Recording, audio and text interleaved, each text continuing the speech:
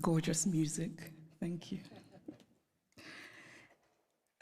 President of the Federal Republic of Germany, Dr. Steinmeier, Mayor of Berlin, Minister for Culture and Media, Dr. Monica Grutas, Director of the Humboldt Forum, Professor Dagalo, ladies and gentlemen, good afternoon, actually good morning-ish, it's almost afternoon. Thank you for having me here. When I was researching my second novel, Half of a Yellow Sun, which is set during the Nigerian Biafran War that started in 1967, a woman told me a story about her elderly father. It was early in the war, and they were in their Biafran hometown, feeling relatively safe because the war seemed far away. Then suddenly they heard the loud, terrifying sounds of bombing very close to them, and they knew that they had only minutes to leave their home and run into the interior for safety before the Nigerian soldiers arrived. The elderly father was a wealthy man, but the only thing he rushed to take with him was his ikenga, a piece of wood, a beautifully carved piece of wood. But it wasn't just a piece of wood. It was also the repository of spiritual meaning. The ikenga represented his chi, his personal spirit, as well as his ancestors, his guardian angels. I was struck by this story. This man, facing the possibility of never seeing his home again, chose the thing that mattered most to him.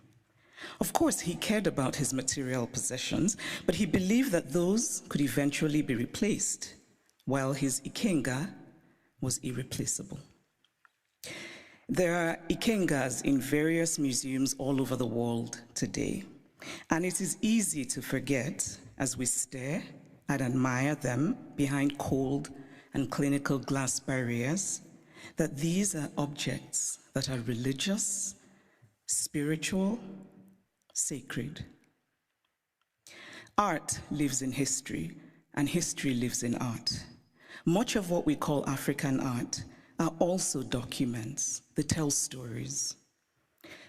Some are literal in their storytelling, like the beautifully ornate Benin stool that was sent to the Oba of Benin by his people when he was exiled by the British, and which he looked at and immediately could deduce from the carvings the state of his British plundered land. Other sculptures and carvings are more metaphorical. They speak to the dignity of a people, to their worldview, to their aspirations. Some of the early Christian missionaries across the African continent were very keen on destroying African art. Carved African deities, which they told the Africans were just magic. I cannot help but wryly wonder what could be more magical than the story of a man who dies and then magically rises again, a man who also manages to magically give his body as bread. And I say this, by the way, as a newly returned Roman Catholic. The point is that belief systems vary, and as long as they feed the spiritual needs of a people, they're valid. We cannot be dismissive of a belief system merely because it is unfamiliar to us, just as we cannot be dismissive of a history because we are uncomfortable with it. So I'd like to tell a small story about a Nigerian woman who's married to a Belgian and has lived in Belgium for many years. She said once that she was shocked that her son, while being taught Belgian history, was taught nothing about Congo. They teach my son in school that he must help the poor Africans, she said, but they don't teach him about what Belgium did in Congo. Now, if her son does not learn that the modern Congo state began 100 years ago as the personal property of a brutal Belgian king who was desperate to get wealthy from ivory and rubber, If her son does not learn that the hands of Congolese people were chopped off with rusty axes for not producing enough resources to meet a task, because we collectively acknowledge that it is so. It is not that Europe has denied its colonial history. That would be too crude. It is instead that Europe has developed a way of telling the story of its colonial history that ultimately seeks to erase that history. The former French Prime Minister, Nicolas Sarkozy, gave a now infamous speech in Senegal in which he said, "I have not come to deny mistakes or crimes. Mistakes were made and crimes committed, but no one can ask of the generations of today to expiate this crime perpetrated by past generations." This is central to the story that Europe tells itself about its colonial history. It is a story that basically says, yes, colonialism happened, but. And whatever comes after the but is the focus of the story. What the focus on the but does is that it absolves. It frees Europe of responsibility, of a significant and traceable connection to the African present, and it allows Europe the glow of charity. But the truth is that the past does not merely tell us what happened yesterday, it also illuminates what happens today. If we acknowledge that present-day Europe is shaped by the Renaissance of 600 years ago, by the Enlightenment of 300 years ago, then surely we cannot say that what happened merely 100 years ago in Africa no longer matters. It matters. We are gathered today in this reconstructed palace, a beautiful place, but also a place that represents Germany's nostalgia for imperial times. When Kaiser William II lived here, German troops were killing children, women, and men in Southwest Africa. This building says that German history matters, even in a romanticized form.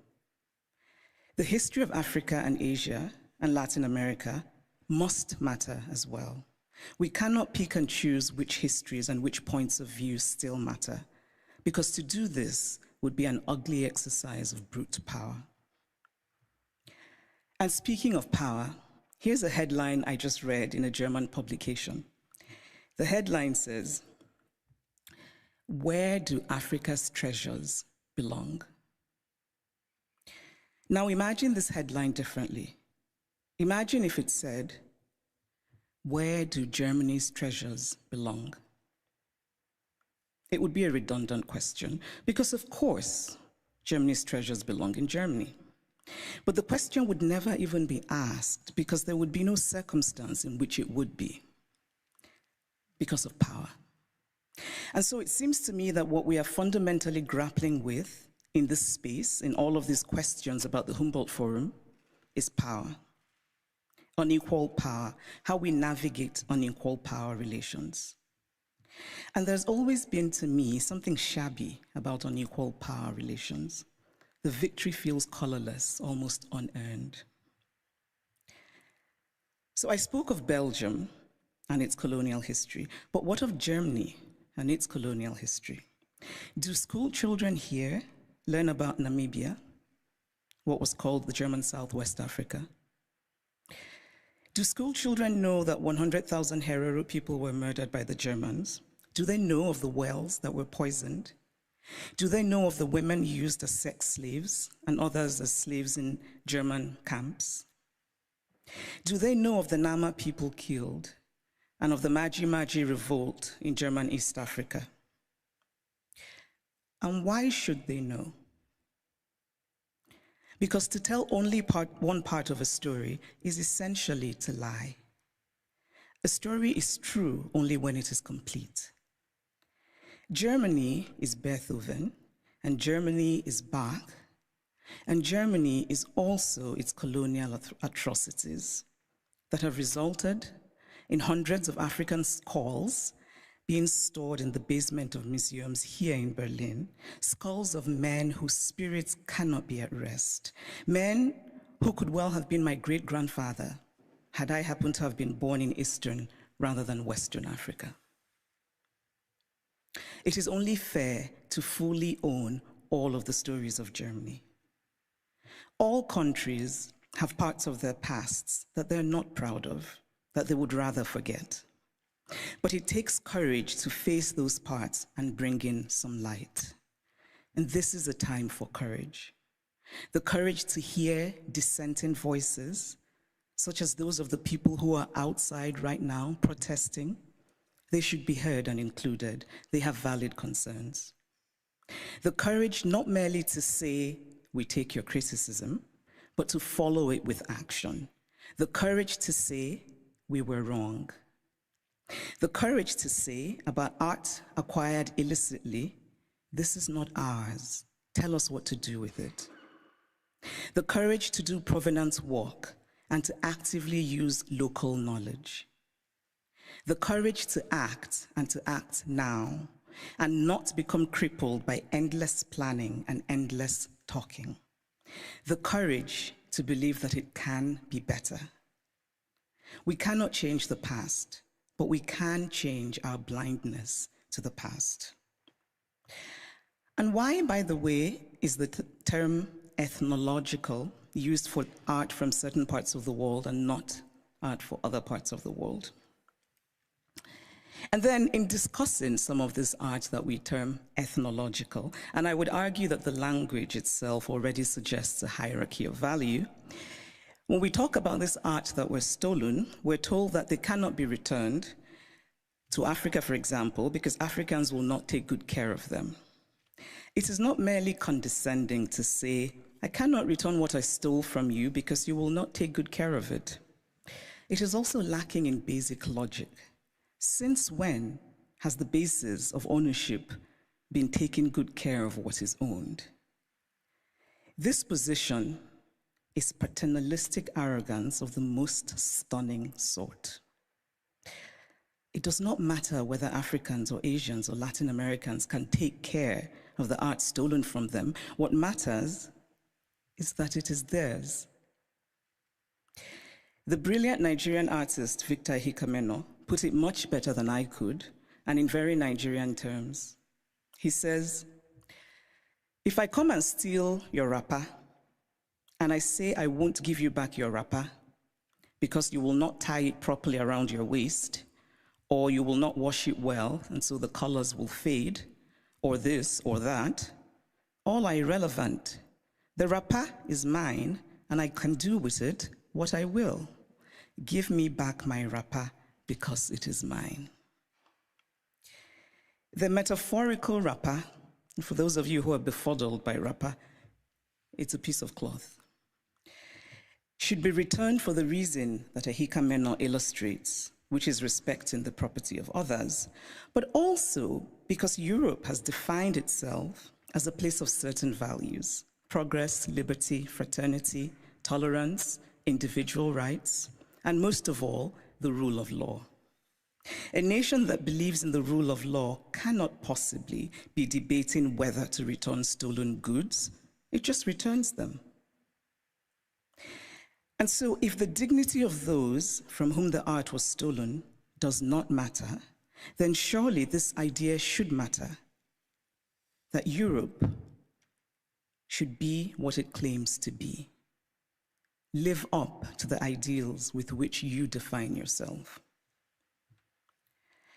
I should pause here and note that sometimes these conversations run the risk of sounding like empty moralizing, or like asking for the impossible or the unrealistic, or insisting on an unattainable purity and perfection. Obviously, I don't think everything should be sent back to the countries from which they came. Not everything was stolen. But those things that are sacred, those things for whom people were killed, those things that have in them the stains of innocent blood, should be returned.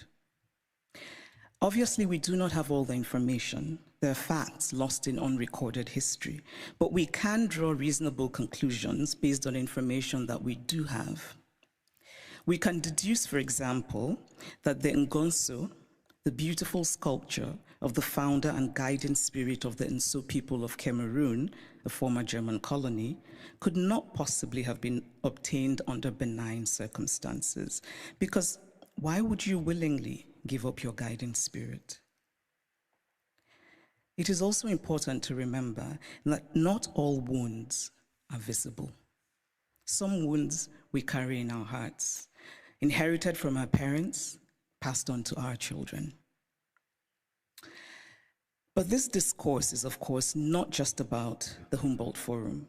It is about museums all over Europe, in France, in the Vatican, in Britain. And I must acknowledge that Germany is the first of the powerful European nations that has made a gesture towards returning the Benin bronzes. But it is also interesting that the announcement said that a substantial amount would be returned, which made me wonder how this would be determined and by whom. And it is equally interesting that it is British colonial loot rather than German colonial loot that is being returned by Germany. But still, it is progress. And Germany's action, this gesture towards righting what is wrong, must be acknowledged. My acknowledgement of it is not to say that the work is done, but that the work has started, and that perhaps a place like the British Museum, and I know that Neil is here, which owns the majority of the Benin bronzes, might perhaps be inspired by the German decision, and that hopefully the British Museum will rethink, and that hopefully the British Museum will rethink its policy of retain and explain, which is unacceptable.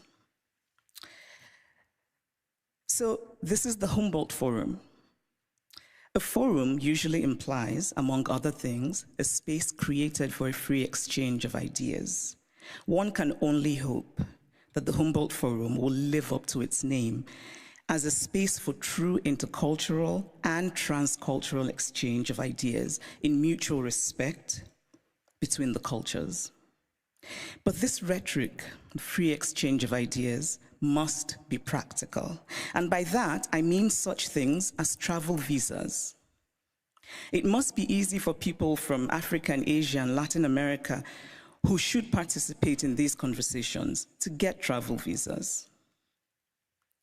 The Humboldt Forum was conceived as a place to tell the universal story of the human race from multiple perspectives.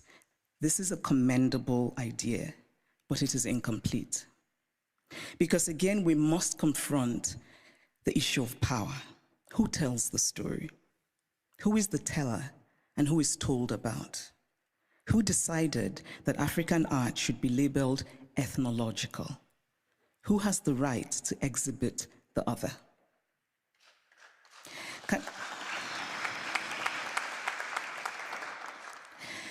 Can the Humboldt Forum be an opportunity? Can it become, among other things, a project of remembering, solemn, honest, mutual, and respectful? In conclusion, I want to say that I believe very much in dialogue. And I really believe that we can recreate the world by acting more courageously. To act with courage is to have concrete hope in a better future. We carve out a small space of the world, we shape and we reshape it, and in that way, small slice by small slice, we walk slowly, yes, but we walk on the path to real progress. Courage and hope are intertwined. Courage is an act of hope, and hope is born of courage. Acts of courage create hope, and there is nothing more essential to the human spirit than hope. So here's to courage. Thank you.